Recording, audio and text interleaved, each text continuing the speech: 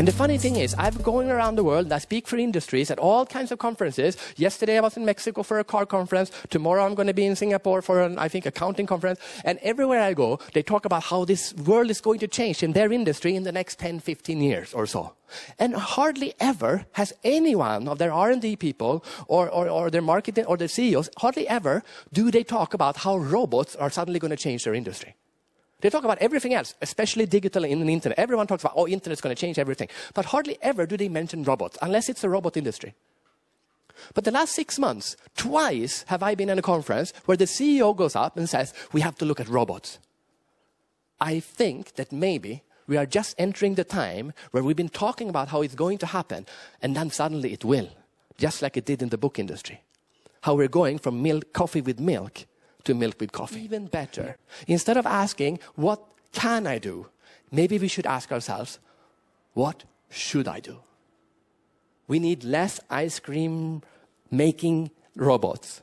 We need more self-organized drones flying in over the Philippines and helping people who are now dying because they're not getting help enough.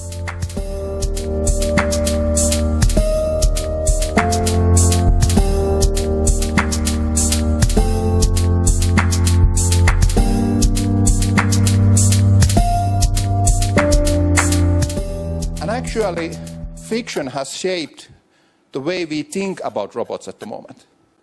And I think we are not going to see this thing happen. In 5 to 10 years' time, you will be carrying around machines that actually give information to robots or autonomous machines. Like, for example, when I'm driving home. My car will notice, okay, he's going home, let's inform the house that it puts the sauna on. Those forerunner nations, forerunner companies that take this technology into their industry, into their society first, they are the ones setting the standards, they are the ones getting the business. Like, for example, Sweden has been very open to streaming services into internet. That is why Spotify is a Swedish company and not a Finnish company. You to remember this. Keep those technologies and keep the legislation open so that tinkerers, hackers, those with the most stupid ideas can have a go at this technology.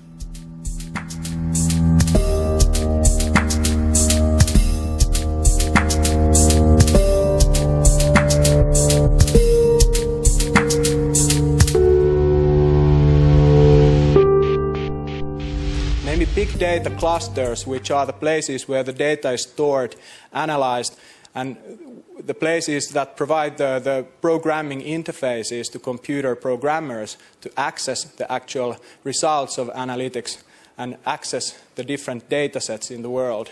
Maybe those are the brain cells of robots collectively in the future. And the network, the Internet of Things, is actually the nervous system for all of the robots in that particular ecosystem in the world. I think it's time to talk about the ethics when we talk about such intelligence and such amount of data.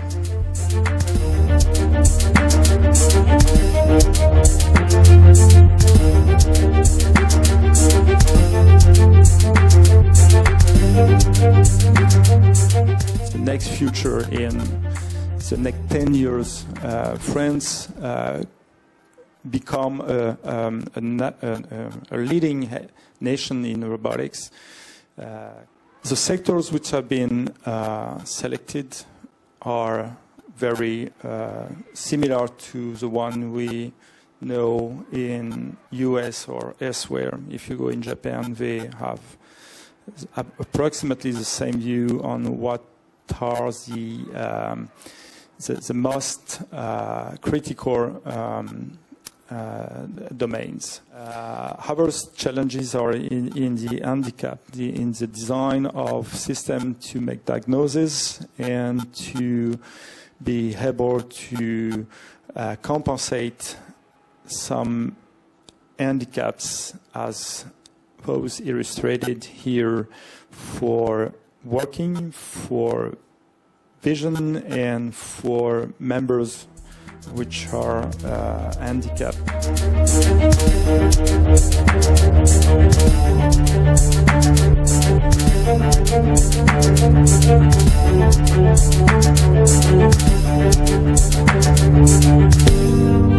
How do we know that what is actually the underlying controlling mechanism of that robot, or that is it?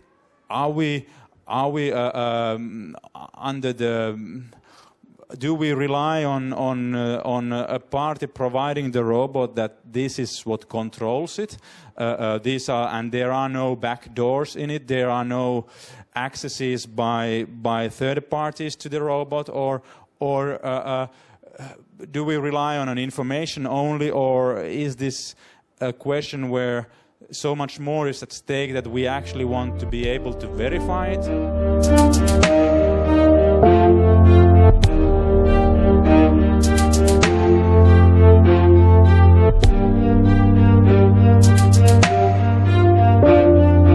Thank you for inviting me to the Finland Robotics Week. It's truly an honor and a pleasure to be here. And robotics technology holds the potential to transform the future of the world and is likely to become as ubiquitous over the next decades as computer technology is today. It's a thrill for me to stand here with those of you working here in this exciting field.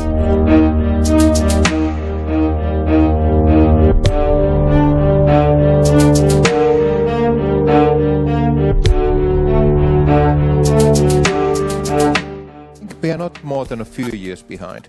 The problem is that this thing is moving so fast forward that a few years may be too much. But it's nothing that we cannot catch up. We still have a couple of years of time, but no more. Yes, we have seen how difficult it is to be number one in innovation policy. You cannot make it. But being a little bit lagging behind is easier to follow. It's like, as you compare this to running, we are like Lasse Virén in München Olympics. We have fallen down, but we are catching up. After what happened to Nokia, it may be good for the robotics cluster in Finland, because now we have to do something new and something more, and this is something we can do. I'm still thinking that a way for having a new dynamic is to invest the European initiatives. Years ago, when I was little, I used to read these science fiction novels about the robots, and the robots always took over the world and destroyed everything. I'm less worried now, and I was very impressed of your speech and showing these things that kids can do with robots and stuff. And but think about deeper way, what kind of 21st century education we are making and what kind of future we are making, and we need to coach children for the future. So maybe that's the biggest thing and light for me. So I just had this thought in my head that maybe we shouldn't be terrified about robots becoming human. Maybe we should be terrified about humans becoming robots.